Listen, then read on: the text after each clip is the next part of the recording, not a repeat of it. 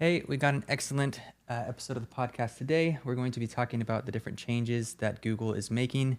A lot of people are upset, and I've gotten multiple texts from my clients this morning asking about the business chat on Google Maps as well as the call tracking. So, if you hadn't heard, we got an email. Everyone who has a Google business profile got an email this morning that business profile chat is going away. It will officially go away on July 31st, and then chat option will actually go away on July 15th. So we won't be able to see any of the previous chats after July 31st, but you won't be able to send any messages after the 15th. This, honestly, I don't see this as being a big problem. Most of the clients that I have only receive spam messages on these chats, and I think that's the reason that Google has decided to axe the program.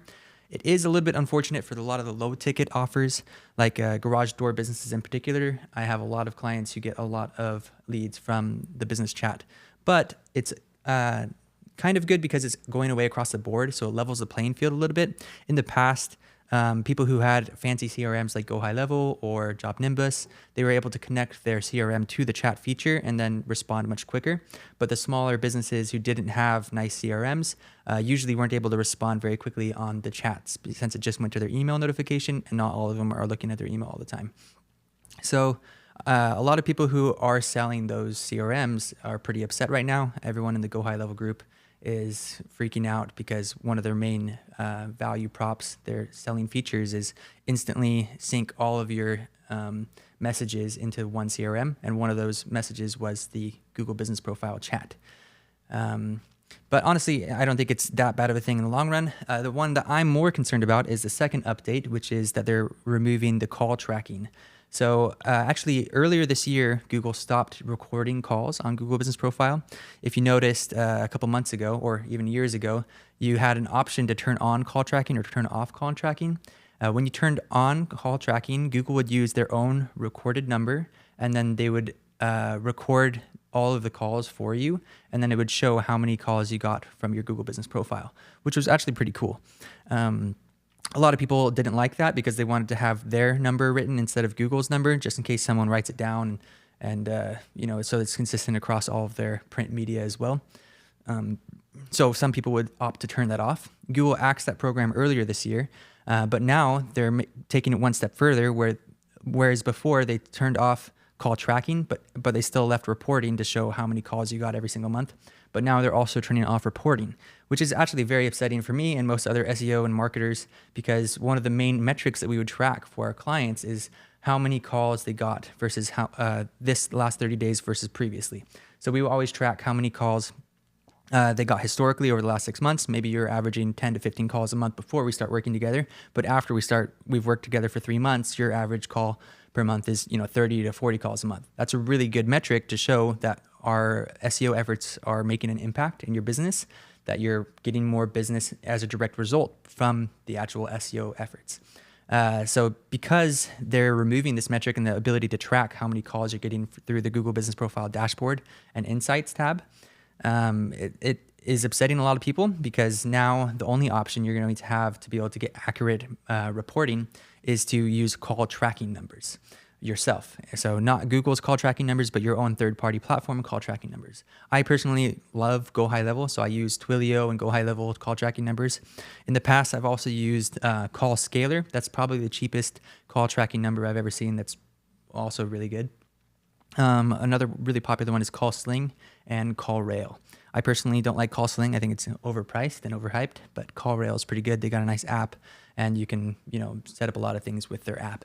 So I'd highly recommend everyone who's in marketing to invest and set up these call tracking numbers to be able to accurately report how many leads they're actually getting. And I have noticed, and I think one of the reasons why they are removing this feature of reporting how many calls is because the data hasn't been very accurate historically. I do have a couple of my own businesses that we have a call recording feature, and we have we compare it to the GMB reporting stats, and we got way more calls on our actual phone than just from the GMB, because I have separate lines. I have a line on GMB and I have a separate line on the website, so I could test which one is getting more calls, the website or the GMB. And the GMB phone number was getting a lot more calls than the GMB Insights actually said. So I always knew that the statistics are a little bit inaccurate, but I still thought it was the best estimate we had.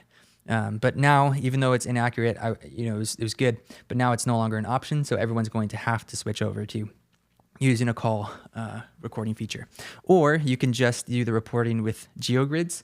So I feel like this is actually really good business for everyone who sells those GeoGrid rank trackers, such as Local Dominator, Local Viking, Local Brand Manager, etc. All of those other businesses who show where you're ranking on maps. I feel like that's going to become a more important part for the SEO reporting and SEO industry.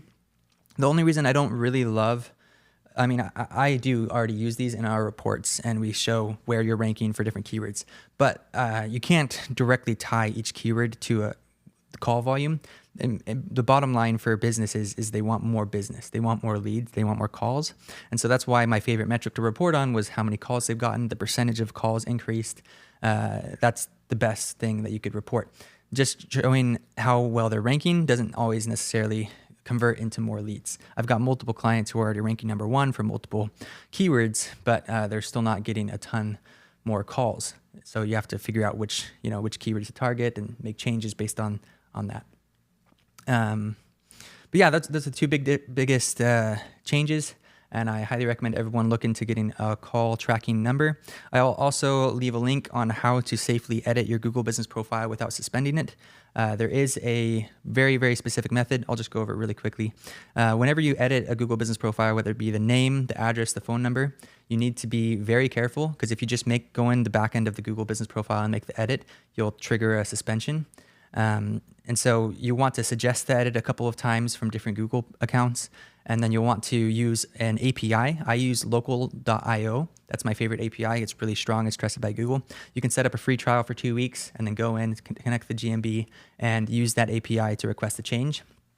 That's a really good way. It will always almost instantly get accepted as the edit. You can also add the second phone number, the call tracking number, to the GMB as a secondary phone number, and then delete the first number. That's an extra safe way to change the phone number. And then, of course, update the social profiles and citations before you make any changes as well.